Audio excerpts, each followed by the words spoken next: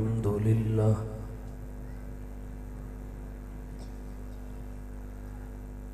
الحمد لله رب العالمين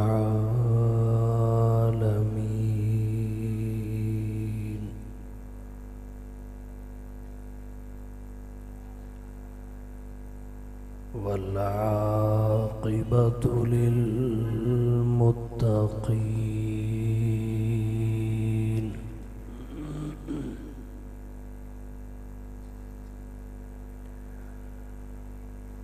والصلاة والسلام على رسوله محمد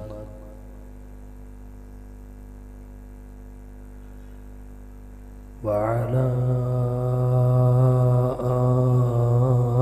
آله وصحبه أجمعين.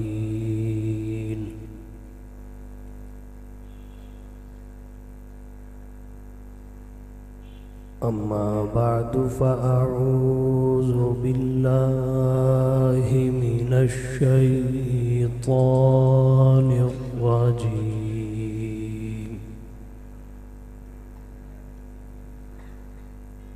بسم الله الرحمن الرحيم.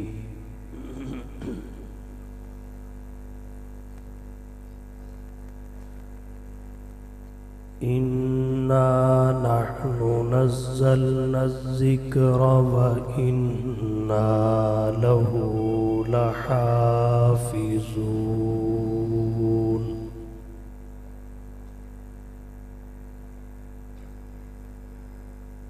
وقال الله تعالى في مقام آخر: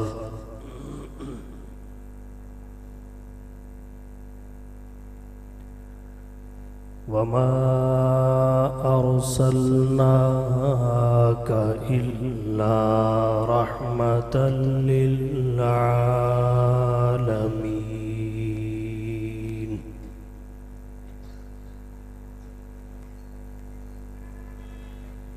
وقال النبي صلى الله عليه وسلم: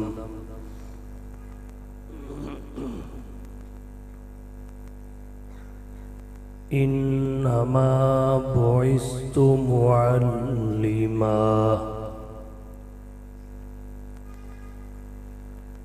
سبحان ربك رب العزة عما يصفون وسلام على المرسلين والحمد لله رب العالمين.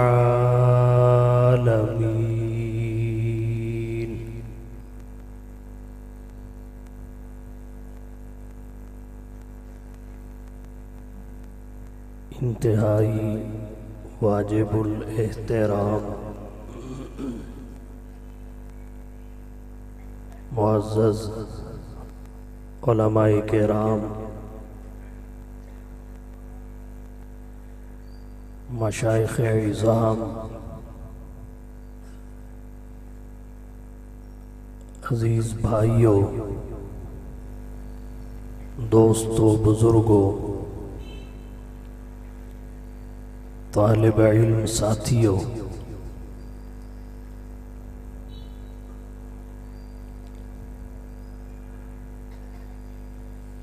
آج کی یہ نشست طلباء کرام کے تکمیل حفظ قرآن کریم کے بابرکت اور پرمسرت موقع پر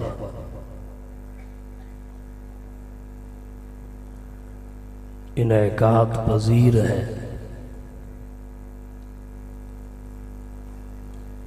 میں مختصر وقت میں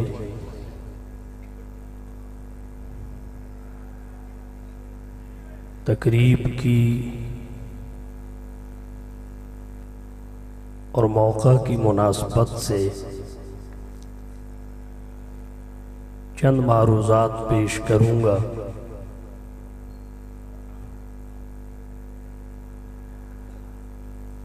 حضرت امام جعفر صادق رحمہ اللہ کا قول ہے، اللہ کی جمیع نعمتوں میں سب سے بڑی نعمتیں دو ہیں، ایک نعمت قرآن ہے، دوسری نعمت صاحب قرآن ہے۔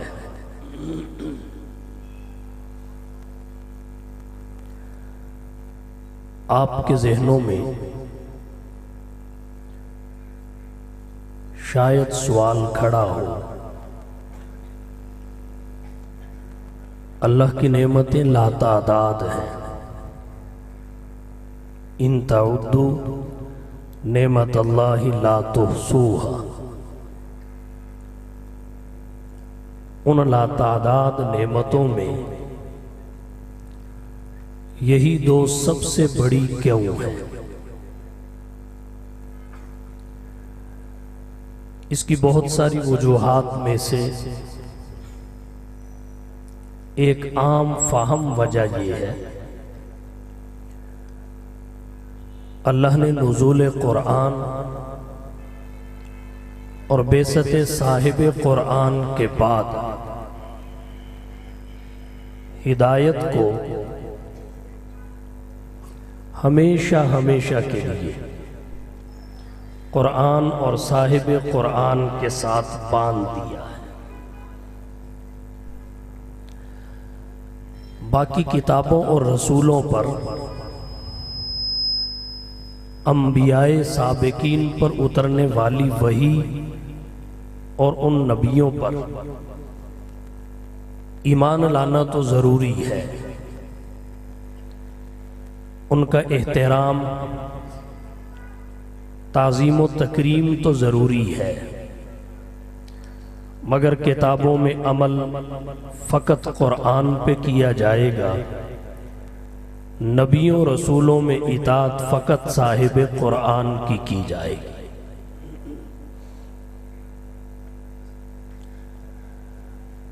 اس لیے یہ سب سے بڑی نعمتیں ہیں،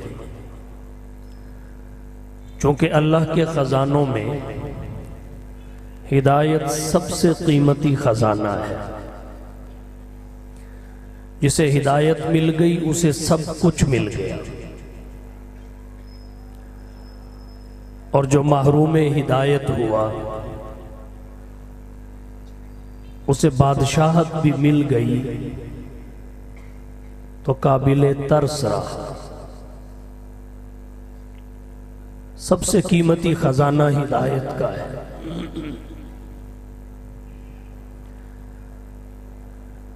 یہی وجہ ہے اللہ نے اپنے قبضے میں رکھا ہے۔ اہل علم تشریف فرما ہے، انبیاء کرام راہ ہدایت دکھانے ضرور آئے، پیغام ہدایت سنانے آئے، مگر ہدایت ان کے قبضے میں نہیں تھی۔ یہی وجہ ہے ہدایت کی نسبت کتاب کی طرف ہو یا صاحب کتاب کی طرف ہو، ہدایت کی نسبت وحی کی جانب ہو یا نبی کی جانب، اس کا معنی راستہ دکھانا ہوتا ہے، اراءۃ الطریق، اور جب اس کی نسبت اللہ کی طرف ہوتی ہے اس وقت اس راستے سے جو صحیح راستہ ہو گزر کر آخر میں جو منزل آتی ہے اس منزل کا ایصال ہوتا ہے، پہنچانا ہوتا ہے، جس کے بعد بھٹکنے کا احتمال ختم ہو جاتا ہے۔ ایصال الی المطلوب، انبیاء راہ ہدایت دکھانے آئے، پیغام ہدایت سنانے آئے، مگر ہدایت اللہ کے قبضے میں تھی، ہے اور رہے گی۔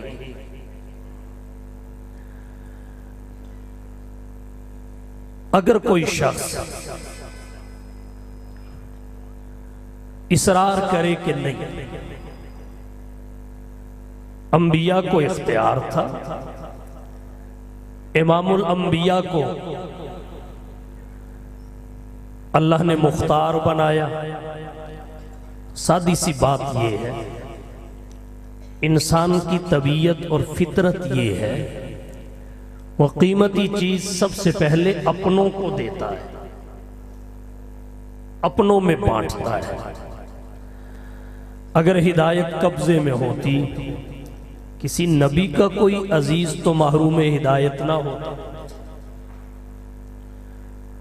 جبکہ انسانی تاریخ بتاتی ہے بڑے بڑے انبیاء و رسول کی اعزاء و اقرباء ہدایت سے محروم اس دنیا سے چلے جائے۔ مثلا حضرت نوح علیہ السلام کا بیٹا کنان، حضرت ابراہیم کے والد آزر،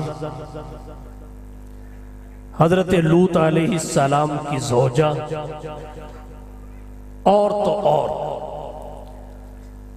نبیوں کے نبی، رسولوں کے رسول، پیغمبروں کے پیغمبر۔ کیا آپ کے بارے میں یہ تصور کیا جا سکتا ہے؟ گو محال شے کا بھی ہو سکتا ہے، یہ تصور کیا جا سکتا ہے کہ ہدایت آپ کے قبضہ میں تھی، اختیار میں تھی، مگر پھر اپنے چچا کو نہ دیا۔ معلوم یہ ہوا اختیار نہ نبی کا ہے، نہ ولی کا ہے، نہ علی کا ہے۔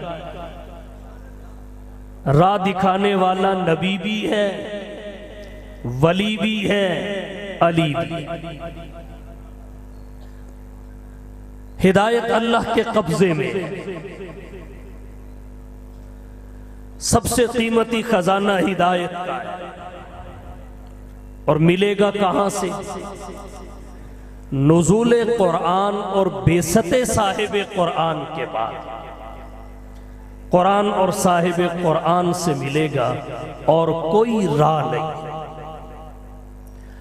اللہ نے تحصیل ہدایت کے 2 سلسلے جاری کیے۔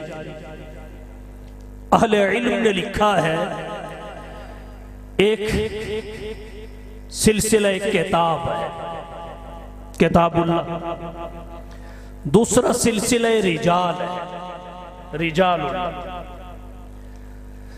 جسے ہدایت ملی انہی سلاسل سے ملی، کتاب اللہ سے، رجال اللہ سے۔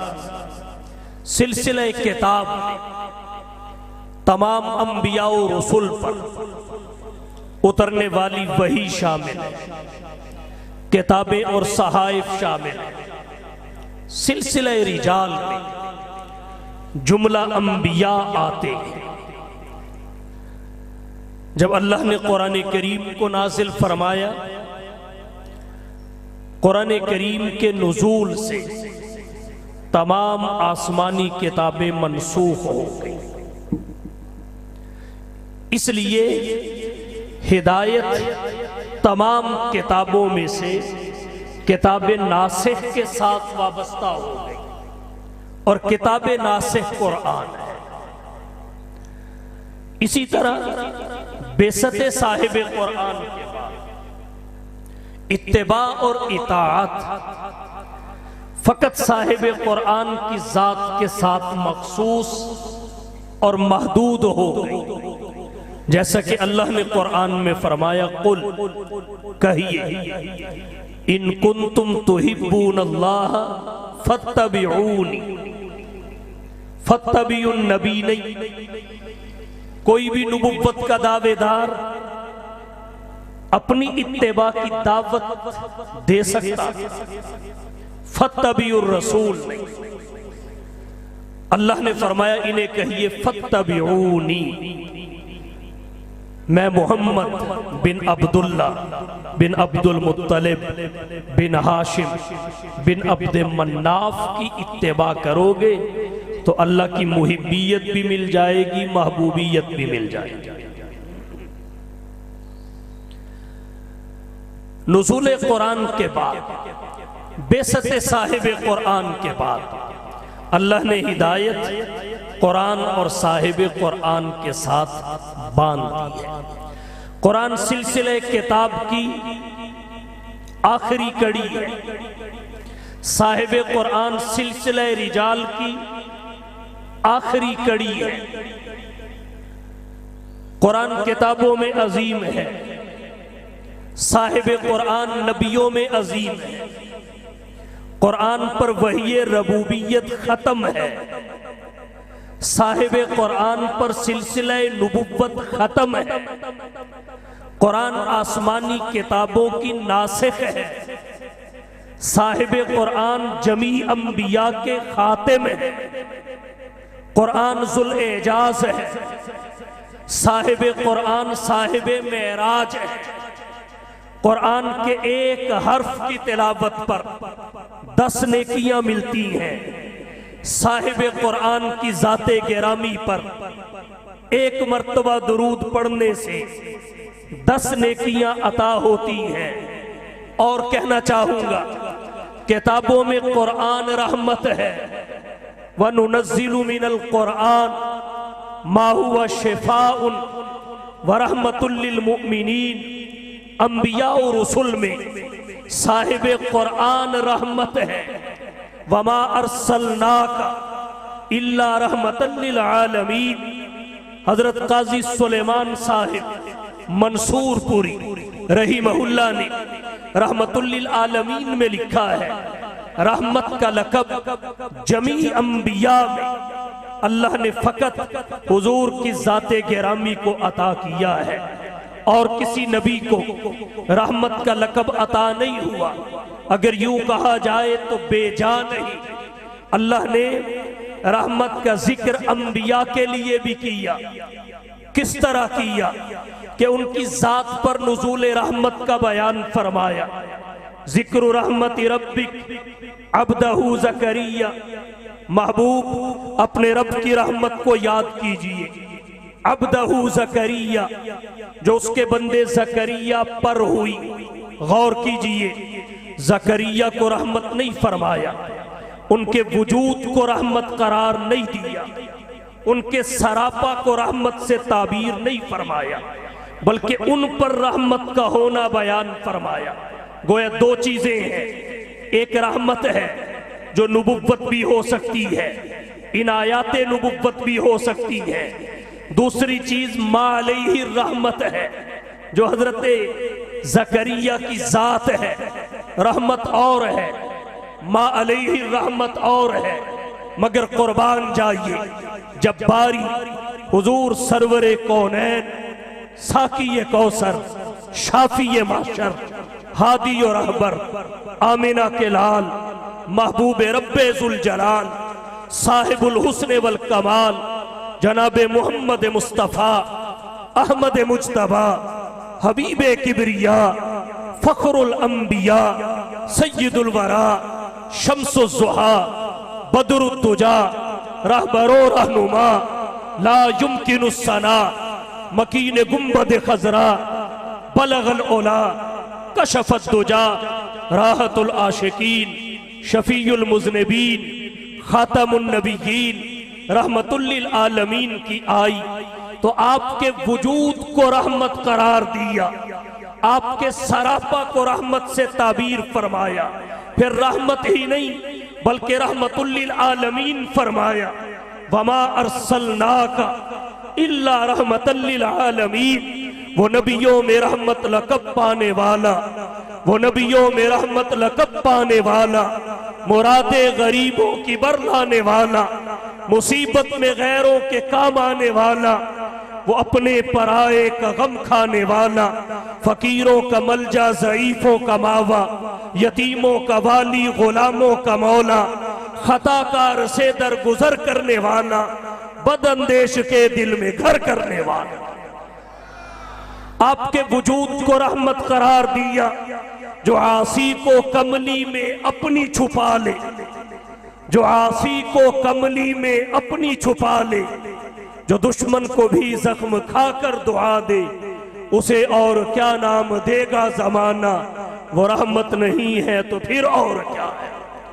کتابوں میں قرآن رحمت ہے، وَنُنَزِّلُ مِنَ الْقُرْآنِ مَا هُوَ شِفَاءٌ وَرَحْمَةٌ لِّلْمُؤْمِنِينَ۔ انبیاء و رسول میں صاحب قرآن رحمت ہے، وَمَا أَرْسَلْنَاكَ إِلَّا رَحْمَةً لِّلْعَالَمِينَ۔ اور کہنا چاہوں گا کتابوں میں فقط قرآن محفوظ ہے اور کوئی کتاب محفوظ نہیں ہے، فقط قرآن محفوظ ہے، فقط قرآن محفوظ ہے۔ آپ کے ذہنوں میں سوال پیدا ہوگا کیوں؟ اس لیے کہ بخاری شریف جلد اول 491 صفحہ پر حضرت ابو ہریرہ سے روایت ہے۔ حضرت ابو ہریرہ کہتے ہیں حضور نے فرمایا کانت بنو اسرائیل تسوسہم الانبیاء کلما ہلک نبی خلفہ نبی۔ بنی اسرائیل کی سیاست ان کے انبیاء کرتے تھے۔ کیا طریقہ تھا؟ کلما ہلک نبی، جب ایک نبی دنیا سے رخصت ہوتا، خلفہ نبی، اس کی جگہ دوسرا نبی آ جاتا، نبی کے بعد نبی آ جاتا، وحی کے بعد وحی آ جاتی، کتاب کے بعد کتاب آ جاتی، رسالت مآب کے بعد رسالت مآب آ جاتی۔ کتاب کی حفاظت کی ضرورت نہیں تھی، اسی لیے اللہ نے باقی کتابوں کی حفاظت کے سلسلہ میں قرآن کریم میں فرمایا بِمَسْتُحْفِظُوا مِن کتاب اللہ وَكَانُوا عَلَيْهِ شُهَدَاءَ۔ انبیاء سابقین پر اترنے والی کتابوں کی حفاظت کا ذمہ ان کے علماء کو اور ان کے مذہبی پیشواؤں کو دے دیا گیا۔ جب باری قرآن کی آئی فرمایا اِنَّا نَحْنُ نَزَّلْنَا الذِّكْرَ، ہم ہی نے اس خاص ذکر کو تھوڑا تھوڑا کر کے منجمن منجمن، مفرقن مفرقن، جزءاً جزءاً، بحسب المصالح والحوائج، تھوڑا تھوڑا کر کے اتارا بھی ہم نے ہی ہے۔ وَإِنَّا لَهُ لَحَافِظُونَ، اور اس کی حفاظت کے ذمہ دار بھی ہم ہی ہے۔ وہاں نبی کے بعد نبی آتا تھا، کتاب کے بعد کتاب آتی تھی، وحی کے بعد وحی آتی تھی۔ سلسلہ کتاب میں قرآن آخری کتاب ہے، سلسلہ رجال میں حضور کی ذات آخری نبی اور رسول کی ذات ہے، اس لیے یہاں کتاب کی حفاظت کی ضرورت تھی تو محافظ ایسی ذات ہونی چاہیے تھی کہ سب پہ فنا آ جائے لیکن اس کے لیے بقا ہی بقا ہو، اور وہ صرف اللہ کی ذات ہے، اس لیے حفاظت کا ذمہ اللہ نے قبول کیا۔ جب باقی کتابوں کے محافظ فانی، کتابیں بھی فانی، قرآن کا محافظ باقی تو قرآن بھی باقی۔ اور پھر اللہ کی صفات میں شامل ہے، علم کلام کے ماہرین کہتے ہیں جیسے اللہ کی ذات قدیم ہے ویسے ہی اللہ کی صفات بھی قدیم ہے، ثبوتی ہو تب بھی قدیم، سلبی ہو تب بھی قدیم، اور قرآن اللہ کی صفت ہے۔ تو باقی کتابیں محفوظ نہیں، کتابوں میں فقط قرآن محفوظ ہے کیونکہ اس کی حفاظت کا ذمہ اللہ نے لیا ہے۔ یہاں ایک بات اور عرض کرنا چاہوں گا، جب کتابوں میں فقط قرآن محفوظ ہے تو روئے زمین پہ کسی اور کتاب کا حافظ نہیں مل سکتا، اس لیے کہ متن محفوظ نہیں، فقط قرآن محفوظ ہے تو روئے زمین پہ حافظ فقط قرآن کا ملے گا۔ چنیوٹ کی بائبل اور ہے، جھنگ کی بائبل اور ہے، بھکر کی بائبل اور ہے، ڈیرہ اسماعیل خان کی بائبل اور ہے، لیکن کیا کہیے قرآن کے، یہاں کا ہو یا وہاں کا، شرق کا ہو یا غرب کا، شمال کا ہو یا جنوب کا، عرب کا ہو یا عجم کا، فرش کا ہو یا عرش کا، ہر جگہ کا ایک ہے۔ ہر جگہ کا ایک ہے، متن محفوظ ہے، تو روئے زمین پہ حافظ فقط قرآن کا ملے گا، کسی اور کتاب کا حافظ نہیں مل سکتا۔ یہاں ایک بات اور ذکر کرنا چاہوں گا، ہمارے آج کے دور میں متجددین کا کہنا یہ ہے، آج کا لبرل کہتا ہے، آج کا سیکولر کہتا ہے کہ قرآن کریم کا حفظ بچوں پہ جبر ہے، قرآن کریم کا حفظ بچوں کے قیمتی وقت کا ضیاع ہے، قرآن کتاب تلاوت ہے، تلاوت کے لیے ناظرہ بھی کافی ہے، تو بچوں کے حفظ پہ کئی سال لگوا دینا یہ ان کے مستقبل سے کھلواڑ ہے، یہ ان پہ جبر ہے، یہ مرعوبیت ہے، یہ وقت کا ضیاع ہے۔ یاد رکھیے یہ پروپیگنڈے سے آگے کوئی اوقات نہیں رکھتا، حقیقت یہ ہے قرآن کریم کا حفظ ہماری ضرورت ہے، پہلے ہماری دنیاوی ضرورت ہے، پھر ہماری اخروی ضرورت ہے۔ آپ کہیں گے قرآن کریم کا حفظ ہماری دنیاوی ضرورت کس طرح ہے؟ متعدد وجوہ سے۔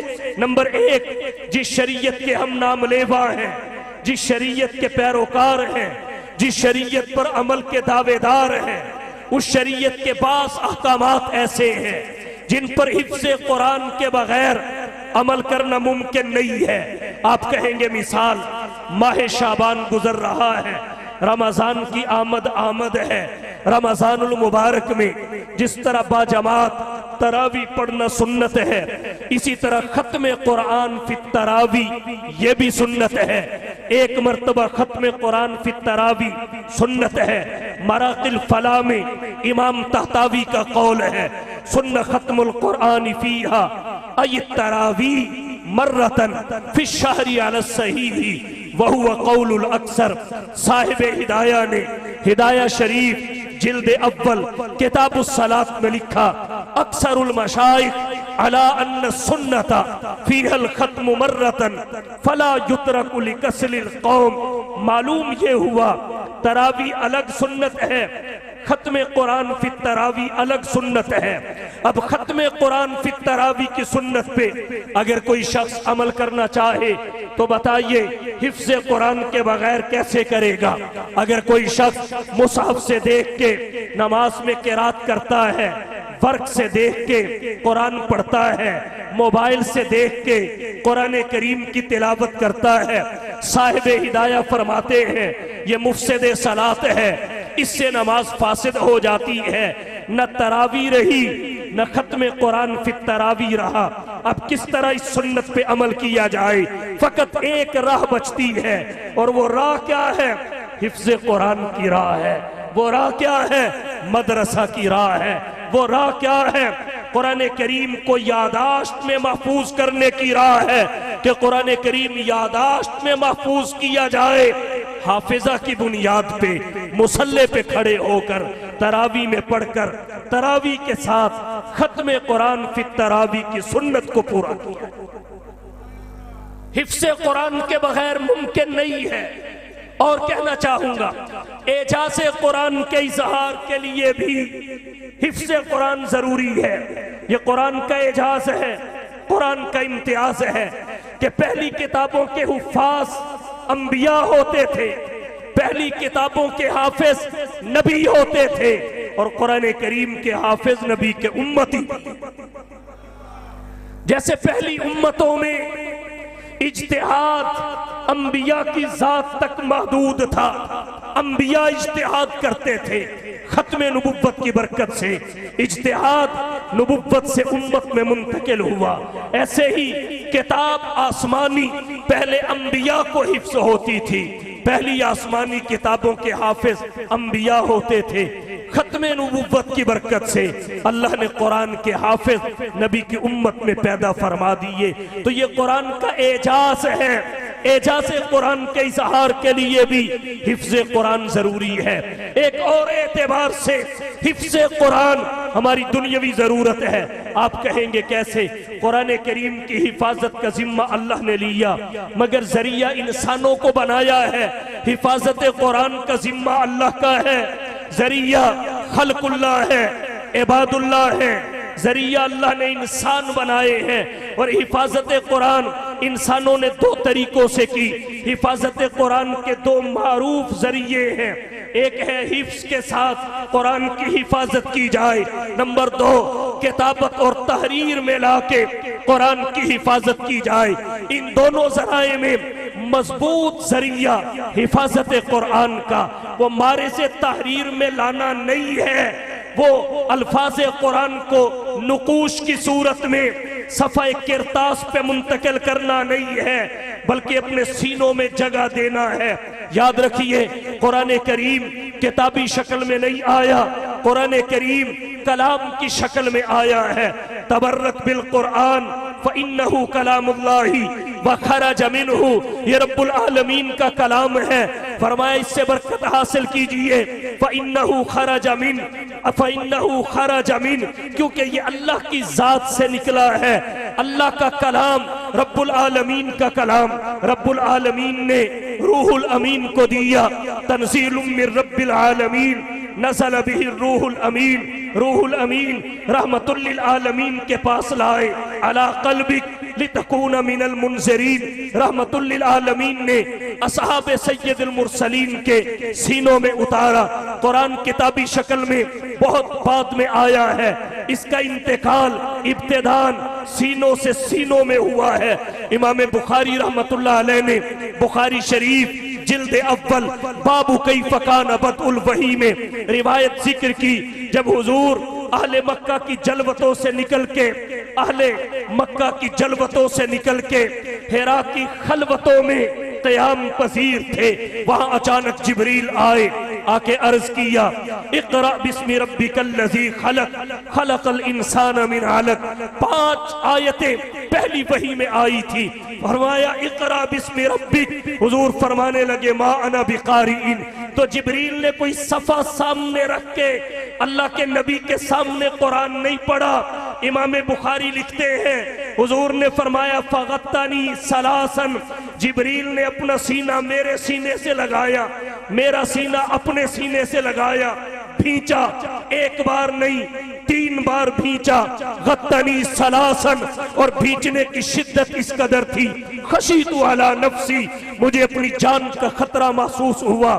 اس کے بعد جبریل نے چھوڑ کے کہا اقرأ بسم ربک الذی خلق، قرآن صاحب قرآن کی زبان پہ جاری ہو۔ قرآن سینے سے سینوں میں منتقل ہوا ہے، سینوں سے سینوں میں منتقل ہوا، روح الامین کے سینے سے رحمت للعالمین کے سینے میں، رحمت للعالمین کے سینے سے اصحاب سید المرسلین کے سینوں میں، کتابی شکل میں بعد میں آیا جب حضرت ابو بکر کے زمانے خلافت میں جنگ یمامہ میں جو مسلمہ کذاب کے خلاف لڑی گئی، قرآن کریم کے سینکڑوں قراء شہید ہو گئے۔ حضرت عمر بن خطاب نے رائے اور تجویز پیش کی کہ قرآن کریم کے حفاظ کثرت سے جام شہادت نوش کر چکے ہیں، مسلمانوں کو قرآن کریم پڑھنے پڑھانے میں مشکلات پیدا نہ ہو جائیں، کتابی شکل میں جمع کر دیا جائے۔ پھر حضرت ابو بکر صدیق نے حضرت زید بن ثابت کی قیادت میں ایک کمیٹی بنائی، انہوں نے قرآن کریم کو کتابی شکل میں جمع کیا، بین الدفتین قرآن کریم کو جمع کیا گیا، تو قرآن کتابی شکل میں بعد میں آیا ہے، اس کی حفاظت سینوں کے ذریعے ہوئی ہے۔ قرآن کی ابتدا سینوں سے سینوں میں منتقل ہونے سے ہوئی، اور ایک وقت پھر ایسا آئے گا کہ قرآن کریم کے نقوش اٹھا لیے جائیں گے، یہ اوراق پہ صفحات پہ جو قرآن کریم لکھا نظر آتا ہے، اوراق سے قرآن اٹھا لیا جائے گا، قرآن سینوں میں رہے گا۔ تو حفاظت کا اہم ذریعہ انسان کا سینہ ہے، تبھی اللہ نے فرمایا بل هو آیات بینات فی صدور الذین فی صدور الذین اوتوا العلم، بل هو آیات بینات فی صدور الذین اوتوا العلم، یہ وہ آیات بینات ہیں جو اہل علم کے سینوں میں رکھی گئی ہیں۔ قرآن کریم کے حفاظ اس امت میں تھے، اور یاد رکھیے کیا حفاظ کی تسلی کے لیے، ان کی حوصلہ افزائی کے لیے، ان کے اطمینان کے لیے، ان کی مسرت کے لیے یہ کافی نہیں ہے کہ انسانوں میں سب سے پہلے حافظ محمد مصطفیٰ ہے۔ ملائک کا سردار بھی قرآن کا حافظ، فرشتوں کا سردار بھی قرآن کا حافظ، انسانوں کا سردار بھی قرآن کا حافظ۔ روایات میں آتا ہے ماہ رمضان میں جبریل آسمانوں سے اترتے اور محبوب رب جلیل سے قرآن کا دور کرتے۔ جبریل بھی حافظ، رحمت للعالمین بھی حافظ، فرشتوں کا سردار بھی قرآن کا حافظ، انسانوں کا سردار بھی قرآن کا حافظ۔ پھر آمنہ کے لال نے صحابہ کو قرآن حفظ کروایا، ان کے سینوں میں منتقل کیا۔ ایک غزوہ میں قرآن کے 70 قاری شہید ہوئے، یمامہ میں 700 یا 750 قرآن کے حفاظ شہید ہوئے۔ تو قرآن سینوں سے سینوں میں منتقل ہوا۔ قرآن کریم کا حفظ وقت کا ضیاع نہیں ہے، یہ ہماری دنیاوی ضرورت ہے۔ حفاظت قرآن کا مضبوط اور مؤثر ذریعہ حفظ قرآن ہے۔ اس امت پہ بعض اوقات ایسے آئے، قرآن کریم کے ہزاروں نہیں لاکھوں نسخے نظر آتش کر دیے گئے۔ ایسے لمحات آئے، قرآن کریم کے ہزاروں نہیں لاکھوں نسخے دریا برد کر دیے گئے۔ قرآن کریم میں تحریف لفظی ہوئی، الفاظ بدل دیے گئے۔ جب قرآن کریم میں منکرین قرآن نے، مخالفین قرآن نے لفظی تحریف کی، تو اس لفظی تحریف کی سازش ناکام کیسے ہوئی؟ قرآن کریم کے حفظ کے ذریعے، ان حفاظ کے ذریعے یہ سینے تن کے کھڑے ہو گئے کہ بدبختو اور آگ سے الفاظ بدل سکتے ہو، ہمارے سینوں تک رسائی حاصل نہیں کر سکتے۔ قرآن کریم کا حفظ وقت کا ضیاع نہیں ہے، قرآن کریم کا حفظ ہماری ضرورت ہے، اور پھر ہماری دنیاوی ضرورت پہلے ہے۔ اللہ نے اپنے نبی سے فرمایا سنقریؤک فلا تنسا۔ اللہ نے اپنے حبیب کو کہا ان علینا جمعہ، اس کو جمع کرنا آپ کے سینے میں، ہمارے ان علینا جمعہ، آپ کے سینے میں اس کو جمع کرنا ہمارے ذمے، وقرآن، آپ کی زبان پہ اس کی تلاوت کا اجرا بھی ہمارے ذمے ہے۔ فَإِذَا قَرَأْنَاهُ، جب ہم اس کو پڑھیں آپ کے سامنے، اَيْ بِلِسَانِ الْمَلِكِ، فرشتے کی زبان سے، فَاتَّبِعْ قُرْآنَ، تو آپ اس کے پیچھے پیچھے پڑھتے جائیے۔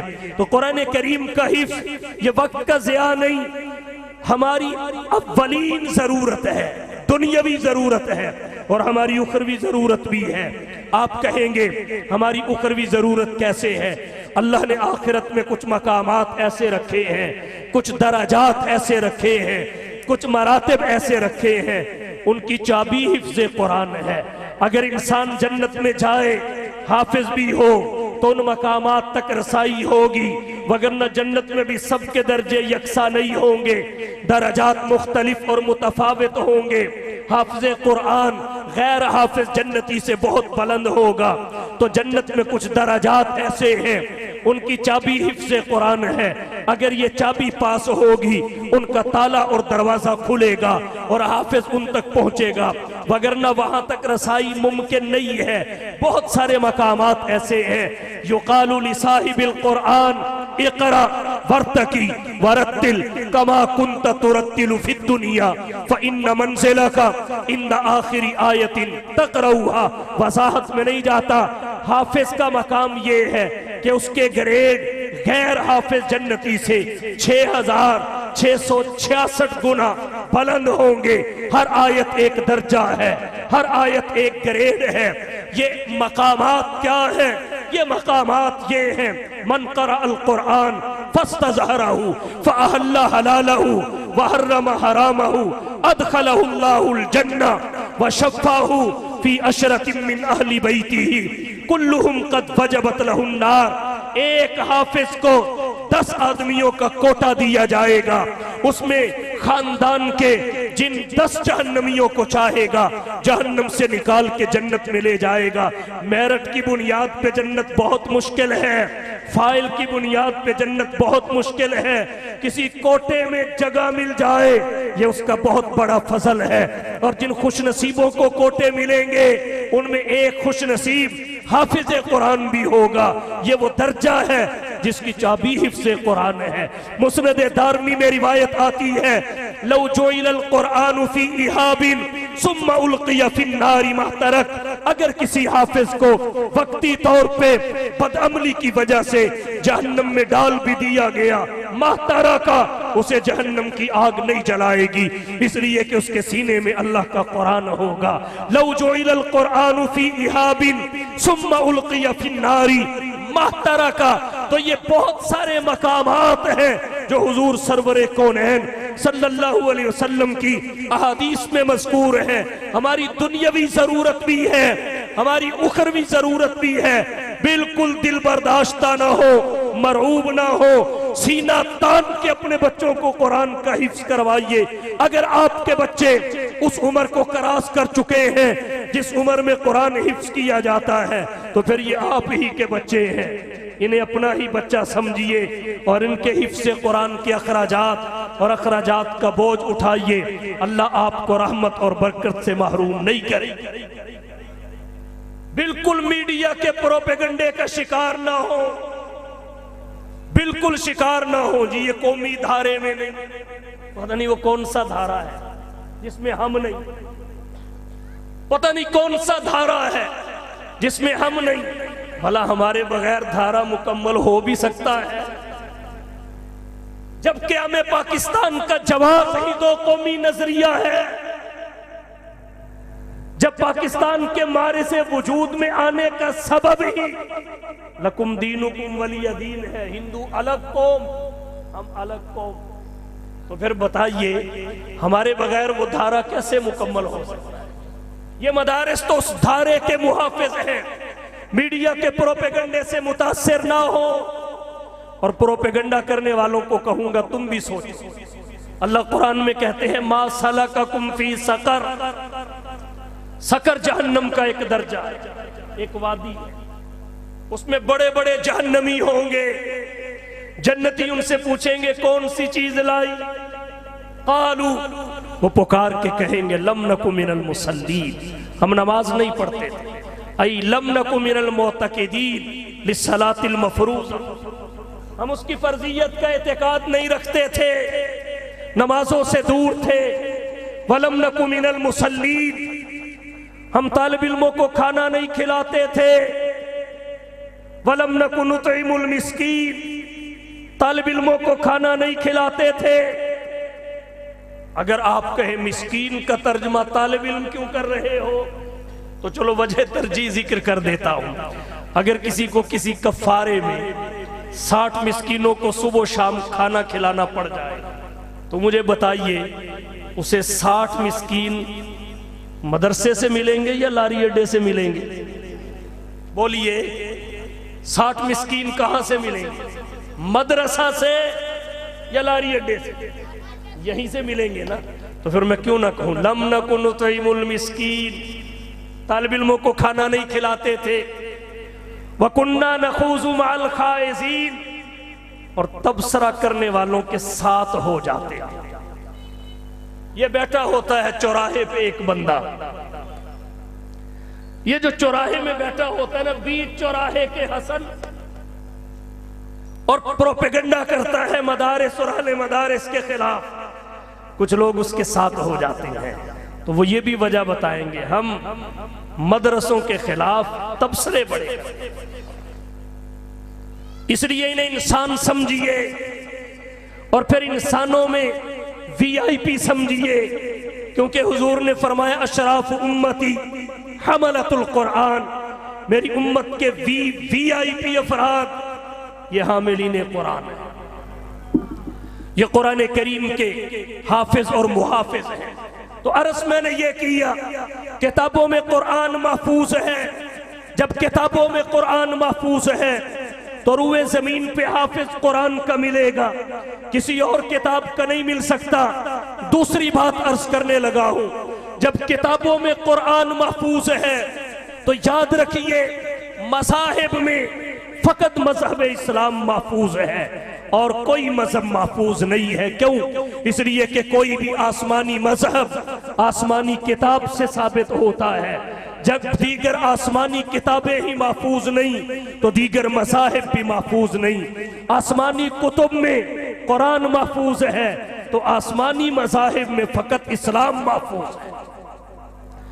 اور جب مذاہب میں فقط مذہب اسلام محفوظ ہے تو دعوت و تبلیغ فقط مسلمانوں کا حق ہے، یہود و نصارہ کا حق نہیں ہے، کیونکہ وہ مذہب کے نام پر غیر مذہب کی دعوت دیتے ہیں اور مسلمان مذہب کے نام پہ مذہب کی دعوت۔ عرض میں نے یہ کیا کتابوں میں قرآن محفوظ ہے اور انبیاء و رسول کی سیرت میں سیرت صاحب قرآن محفوظ ہے۔ باقی نبیوں کے تو نام بھی محفوظ نہیں۔ 25 انبیاء کے نام اللہ کے قرآن میں آئے۔ یہود و نصارہ کے پاس کوئی مستند ذخیرہ نہیں، انہی انبیاء کے نام ان کے پاس بھی ہیں جو اللہ کے قرآن میں آئے، صاحب قرآن کے فرمان میں آئے۔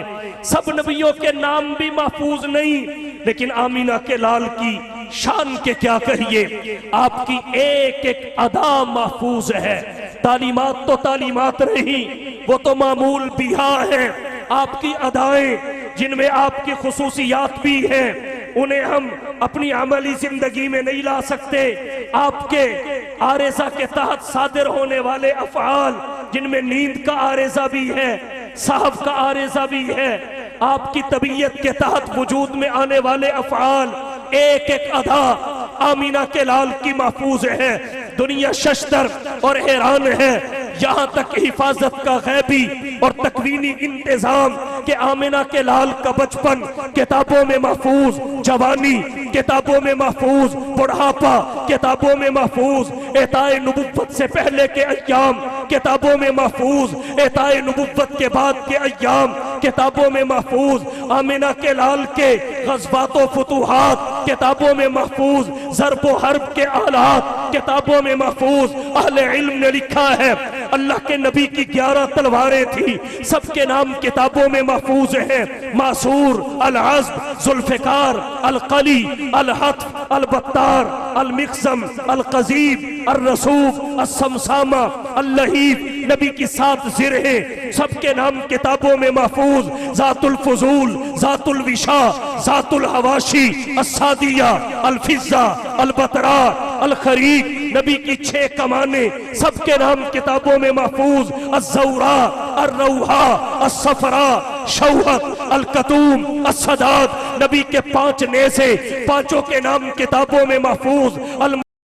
المثنى، العنزہ، البیضاء، الصغا، نبی کی 4 ڈھالیں چاروں کے نام کتابوں میں محفوظ۔ الزلوب، الفتق، الموجز، الزکن، نبی کے 2 میگزین دونوں کے نام کتابوں میں محفوظ۔ الکافور، الجمع، نبی کی 3 اونٹنیاں تینوں کے نام کتابوں میں محفوظ۔ قصبہ، عصبہ، جدعہ، نبی کے 7 گھوڑے ساتوں کے نام کتابوں میں محفوظ۔ آمینہ کے لال کے اعتقادات، عبادات، اخلاقیات، معاملات، معیشت، معاشرت، طرز سیاست، اصول تجارت، نبی کا طرز حکمرانی، انداز جہاں بانی کتابوں میں محفوظ۔ نبی کا زہد و ورع، علم و حکمت، سخاوت و شجاعت، عدالت و شرافت، فہم و ذکا، جود و سخا، بندہ نوازی، غریب پروری، انوارات و برکات، معجزات و مبشرات، غزوات و فتوحات، جلوت و خلوت، سیرت و صورت، سنت و شریعت،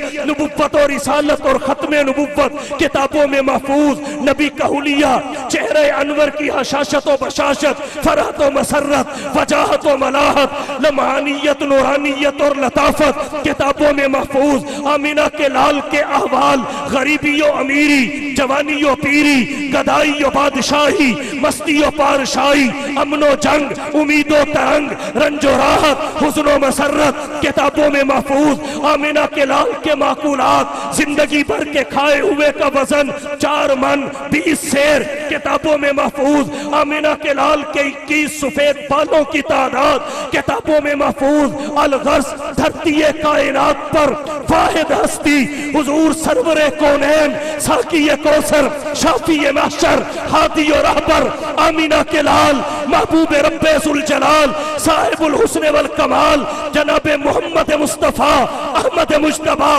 حبیب کبریاء، فخر الانبیاء، سید الورا، شمس الضحیٰ، بدر الدجا، رہبر و رہنما، لا یمکن الثنا، مکین گنبد خضرا، بلغ العلا، کشف الدجا، راحت العاشقین، شفیع المذنبین، خاتم النبیین، رحمت للعالمین کی ہے کہ ولادت سے لے کر اعطاء نبوت تک، اعطاء نبوت اور رسالت سے لے کے ہجرت و نصرت تک، ہجرت و نصرت سے لے کر وفات اور رحلت تک، جس کی ایک ایک ادا کو اللہ نے ہمیشہ ہمیشہ کے لیے محفوظ کرا دیا۔ کتابوں میں قرآن محفوظ ہے، انبیاء کی سیرتوں میں فقط سیرت صاحب قرآن محفوظ ہے۔ کتابوں میں اللہ نے قرآن کی حفاظت کا ذمہ لیا، اِنَّا نَحْنُ نَزَّلْنَا الذِّكْرَ وَإِنَّا لَهُ لَحَافِظُونَ، اور انبیاء و رسول میں صاحب قرآن کی حفاظت کا ذمہ لیا، فرمایا وَاللَّهُ يَعْصِمُكَ مِنَ النَّاسِ، وَاللَّهُ يَعْصِمُكَ مِنَ النَّاسِ۔ اور کہنا چاہوں گا قرآن کی تلاوت ضروری ہے، صاحب قرآن کی اطاعت ضروری ہے۔ قرآن کی تلاوت ضروری ہے، صاحب قرآن کی اطاعت ضروری ہے۔ اور پھر قرآن اور صاحب قرآن کا آپس کا تعلق دیکھیے، قرآن اور صاحب قرآن کا آپس کا تعلق دیکھیے۔ انبیاء آئے، کتابیں لائے، مگر قرآن نہیں آئے۔ انبیاء آتے رہے، کتابیں اور صحیفے اترتے رہے، مگر قرآن نہیں اترا۔ قرآن تب آیا جب صاحب قرآن آیا۔ صاحب قرآن نے قرآن کا تعارف کروایا اور قرآن نے صاحب قرآن کا تعارف کروایا۔ دونوں کا آپس میں تعلق کیا ہے، رب کیا ہے؟ قرآن علم ہے، صاحب قرآن عمل ہے۔ قرآن اجمال ہے، صاحب قرآن تفصیل ہے۔ قرآن قال ہے، صاحب قرآن حال ہے۔ قرآن متن ہے، صاحب قرآن شرح ہے۔ قرآن لائبریری ہے، صاحب قرآن لیبارٹری ہے۔ قرآن تھیوری ہے، صاحب قرآن پریکٹیکل ہے۔ کتابوں میں قرآن عظیم ہے، انبیاء و رسول میں صاحب قرآن عظیم ہے۔ کتابوں میں قرآن عظیم، یہی ہے وہ کتاب حق جسے قرآن کہتے ہیں، یہی ہے وہ کتاب حق جسے قرآن کہتے ہیں، جسے فرقان کہتے ہیں، جسے برہان کہتے ہیں۔ یہی ہے وہ کہ جس کا منتظر سارا زمانہ تھا، رسولوں کی زبان پر جس کا نغمہ تھا، ترانہ تھا۔ تعارف یہ کراتی ہے خدا بند تعالیٰ کا، رسولوں کا، قیامت کا، حبیب حق تعالیٰ کا۔ نہ کچھ تعریف کا خطرہ، نہ خدشہ کچھ خیانت کا۔ خدائے پاک خود ضامن ہے اس کی حفاظت کا، اسی نے بھید کھولا ہے نبوت کا، خلافت کا، اسی نے راز بتلایا ہے قوموں کی امامت کا۔ توجہ ہے؟